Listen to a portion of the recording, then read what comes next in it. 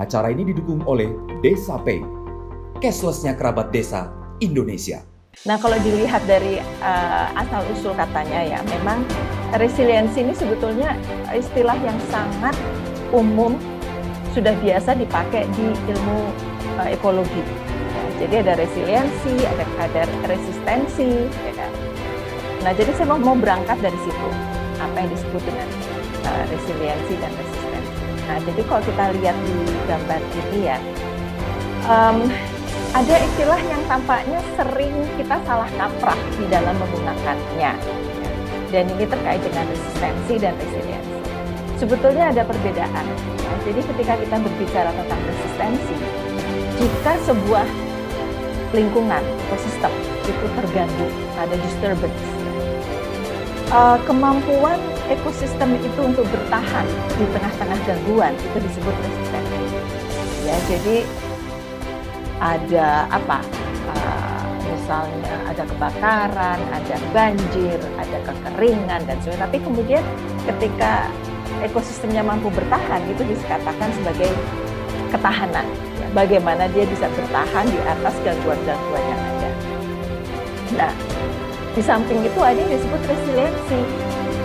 Resiliensi ini sebetulnya bahasa Indonesia yang tepat adalah kelentingan, daya lenting. Jadi kalau kita misalnya punya bola itu kita lempar ke dinding, kemudian kemampuan bola untuk kembali kepada kita, nah itu disebut daya lenting.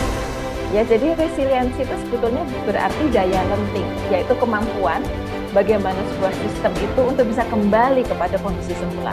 Jadi misalnya dia tadinya rusak, tapi kemudian dia bisa kembali ke asal. Nah, itu disebut kelentingan. Sedangkan kalau resistensi itu kemampuan dia untuk bertahan ketika ada kebakaran dan banjir, tapi dia kemudian tidak rusak. Nah, itu adalah ketahanan. Jadi bedakan antara ketahanan dengan resiliensi, yaitu kelentingan. Ini dalam istilah ekologi sebetulnya seperti itu. Nah, tapi kita kan hidup dalam dunia politik ya, di mana kemudian arti kata itu bisa berubah-ubah. Nah, jadi saya tidak tahu sekarang yang dipakai apa, cuman saya sering mendengar orang mengatakan resiliensi adalah ketahanan, yang menurut saya itu tidak tepat. Jadi mungkin lebih baik kita pakai istilah resiliensi saja. Nah, jadi kembali untuk memberikan contoh lagi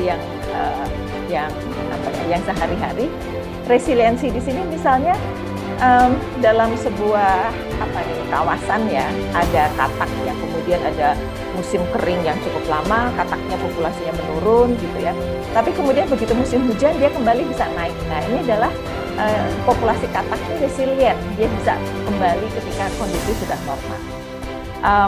Bedakan dengan pohon, misalnya pohon apa ya, pohon dipterokar, pohon meranti, ya pohon-pohon yang ada di hutan gitu ya. Dia itu sebetulnya mampu untuk bertahan ya, jadi dia tuh withstand gangguan-gangguan itu dia mampu ya. Tapi begitu dia rusak, begitu dia hilang, populasinya menurun, untuk kembali ke dalam kondisi hutan kembali itu waktunya luar biasa lama, ratusan tahun bahkan ya. Jadi lagi-lagi itu beda antara resisten dan resilient. Nah, sehingga kalau kita menerapkan dua arti kata itu ke dalam desa, ke dalam sebuah wilayah, apa ya, apa yang disebut dengan resiliensi dan desa tertinggal. Nah, untuk ini saya ingin menggambarkan sesuatu yang lebih sederhana. Jadi ketika kita bicara tentang resiliensi atau kemampuan ekosistem untuk kembali kepada kondisi semula, berarti kita tuh berbicara tentang isu-isu ekologi, kita berbicara tentang isu sosial, kita berbicara tentang budaya, bahkan kita juga memasukkan institusi, policy, governance, dan pengetahuan. Ya. Jadi kemampuan desa, misalnya untuk resilient atau mempunyai daya lenting terhadap perubahan iklim, misalnya, itu sangat dipengaruhi oleh pengetahuan dari masyarakat yang ada di situ. Dan pengetahuan ini tidak harus selalu pengetahuan modern ya, tetapi kearifan lokal itu menjadi sangat penting. Karena pengetahuan lokal yang sudah diturunkan dari nenek moyang ya, itu sudah berdasarkan pengalaman mengenai kondisi ekosistem di situ. Jadi itu ada pengetahuan lokal yang di situ yang penting untuk dipelajari, yang mungkin sudah agak dilupakan, perlu digali kembali. Kemudian interaksi interpersonal, hubungan antara teman, antara saudara, ya, antara komunitas yang ada itu juga menjadi penting di dalam kemampuan desa untuk bisa resilient terhadap gangguan. Jadi ketika hubungan kita baik, persaudaraan kita kuat, ya, kita saling tolong menolong, gotong royong, itu sudah merupakan kekuatan juga yang ada di situ. Organisasi tentu saja ada organisasi formal, ya, ada organisasi non formal, ada kelompok-kelompok tani, misalnya kelompok nelayan, sekolah, masjid, gereja, institusi pemerintah, ya. Itu semua merupakan kekuatan yang bersama-sama itu bisa menghasilkan desa yang resilient atau desa yang mampu kembali atau mampu mempunyai daya lenting yang tinggi ketika ada gangguan-gangguan lingkungan dan gangguan iklim. Nah, jadi tadi saya sudah katakan, ya, ketika kita berbicara tentang resiliensi, kita berbicara tentang ekologi, ya, jadi integritas ekologi menjadi penting. Sosial ekonomi menjadi penting, isu-isu sosial ekonomi sangat penting. Nah, termasuk diantaranya layanan-layanan ekosistem yang diberikan oleh lingkungan yang bisa berdampak ekonomi terhadap masyarakat lokal itu menjadi penting. Nah, biasanya social economy ecology ini kemudian diambil menjadi indikator-indikator untuk menentukan apakah sebuah daerah itu resilient atau tidak. Ya. Nah, ini menarik, ya, karena ternyata Pak Rizal Dibur dan kawan-kawan sudah menghasilkan sebuah indikator yang disebut dengan Climate Resilience Index. Ya, jadi kalau kita tadi masih berbicara tentang Climate Resilience Development, ternyata Pak Rizaldi dan kawan-kawan sudah menghasilkan sebuah penelitian tentang Climate Resilience Index, dan ini kemudian sudah dijadikan policy, sudah dimasukkan ke dalam kebijakan di bawah KLHK. Jadi kalau tidak salah sudah ada peraturan menteri tentang Climate Resilience Index. Nah, jadi sekarang saya ingin menyampaikan sedikit apa yang disebut Climate Resilience Index. Intinya Climate Resilience Index itu berbicara tentang vulnerability atau kerentanan, risiko, dan resiliensi itu sendiri.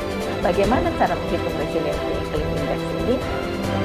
Dasar teorinya adalah melihat antara kerentanan itu, vulnerability, kemudian risiko. Jadi dua faktor ini, ya, dua variabel ini, kerentanan desa, kemudian risiko desa, itu dijadikan satu untuk menghasilkan konsep resilient. Jadi itu frameworknya seperti itu. Nah, vulnerability itu apa? Apakah yang disebut dengan kerentanan? Nah, ternyata kerentanan itu dipengaruhi oleh sensitivitas dan kapasitas untuk bisa adaptif. Jadi sensitivitas dan kapasitas untuk bisa adaptif, dan ini bisa dibicarakan pada konsep desa, pada level desa. Jadi sensitivitas itu misalnya adalah paparan terhadap perubahan iklim, itu seperti apa? Sebesar apa, sedahsyat apakah sebuah desa itu terpapar terhadap perubahan iklim. Dan kemudian impact-nya apa? Nah, bagaimana kapasitas desa itu untuk mempertahankan diri, itu disebut dengan kerentanan. Nah, risiko itu sendiri dilihat dengan hazard. Hazard itu apa ya bahasa Indonesia-nya? Saya selalu agak, saya takut salah, jadi kita pakai aja hazard itu, oke, nanti dicari sendiri lah ya. Tapi intinya bahaya, ya, tingkat bahayanya itu seperti apa? Ya, jadi ada tingkat bahaya dari iklim, ya, kemudian kerentanan ini itu bersama-sama menjadi sebuah variabel risiko, dan kemudian exposure terhadap itu menghasilkan variabel risiko itu. Nah, ini yang disebut dengan vulnerability concept secara keseluruhan. Nah, kemudian kita melihat risiko itu tadi, climate risk concept itu sendiri, hazard, vulnerability tadi, exposure, risiko ini kepada masyarakat ya. Ini kemudian dilihat bersama-sama. Jadi teman-teman ini mereka membuat berbagai macam indikator. Ya, indikatornya ini variabelnya apa saja dan sebagainya. Intinya kemudian melihat kaitan antara risiko dan resiliensi untuk membangun sebuah konsep tentang risiko dan resiliensi itu sendiri. Ya, jadi risiko itu tergantung pada hazard, exposure, dan vulnerability. Sedangkan resiliensi itu tergantung pada hazard, exposure, dan intrinsic resilience. Nah, ini apa lagi ya? Jadi intrinsic resilience ini adalah resiliensi yang secara intrinsik sudah ada di dalam desa itu tadi. Apakah itu tadi adanya mangrove, apakah masyarakatnya sudah bergotong royong, apakah masyarakat sudah punya lumbung padi, seperti ini. Jadi perlu digali intrinsik resilience yang ada di desa itu seperti apa. Nah, itu kemudian bisa dilihat untuk menghitung indeks resiliensi. Nah, jadi dari indeks resiliensi ini kemudian teman-teman itu sudah menghasilkan indeks resiliensi, resiliency climate index, tetapi untuk tataran provinsi. Ya, jadi dari paper tadi, ini paper saya dapatkan dari Pak Rizali ya. Untuk paper itu menunjukkan, kita lihat resiliency indeksnya ya. Makin tinggi nilai itu makin kuat. Jadi kalau dilihat di sini Jogja 1,16, kemudian Jakarta, mana Jakarta ini? Oke, Jakarta. Jakarta ini ada 1,61. Ya, jadi Jakarta ini peringkatnya dia sangat resilient terhadap climate. Paling kuat ya. Posisinya nomor 1. Nah, ternyata yang paling vulnerable itu kalau kita lihat ini ada Nusa Tenggara Barat ya, 0,3, yang sangat kecil berapa ya di sini? 0,29 ya, Nusa Tenggara Timur. Nah, jadi kalau dilihat dari sini, Nusa Tenggara Timur itu indeks resiliensinya rendah dan yang paling tinggi adalah Jakarta. Artinya Jakarta tuh mampu menghadapi perubahan iklim dan dia mampu resilient terhadap perubahan iklim. Tetapi NTT sebaliknya dia sangat rentan. Nah, ini penting untuk pengambil kebijakan. Jadi ketika sudah memiliki indeks seperti ini, bagaimana pemerintah kemudian bisa menyiapkan agar daerah-daerah tersebut bisa menjadi lebih mampu untuk menghadapi perubahan iklim. Nah, ini jadi kaitannya sebetulnya dari provinsi harusnya diturunkan kepada kabupaten, diturunkan kepada desa. Jadi ini menarik sekali bagi Kementerian Desa kalau kemudian bisa mengambil indikator ini, kemudian mencoba menerapkan di desa-desa dan kita lihat bagaimana kesiapan desa dalam menghadapi perubahan iklim. Mungkin itu saja dari saya. Ini sebentar penutup. Jadi bagaimana untuk bisa menjadi resilient? Ternyata ada sifat-sifat yang sangat penting bagi masyarakat untuk bisa menjadi resilient. Yaitu pertama-tama kita harus optimis ya. Kita bisa optimis, kita percaya kita mampu mengendalikan diri juga ya, dan kemudian kita harus bisa beradaptasi. Kita bisa beradaptasi, kita bisa fleksibel, dan kita bisa memecahkan masalah, dan kita harus aware, harus ada emotional awareness. Harus ada emotional awareness ya.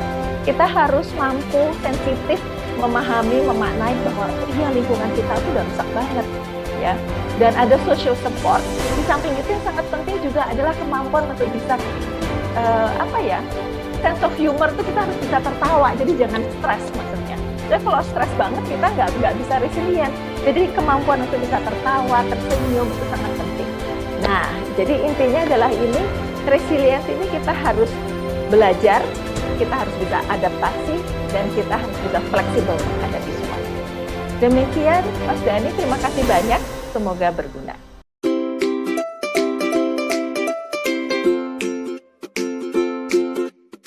Dapatkan kabar baik dan kebaikan desa dan perdesaan hanya di TV Desa News. Unduh aplikasinya segera.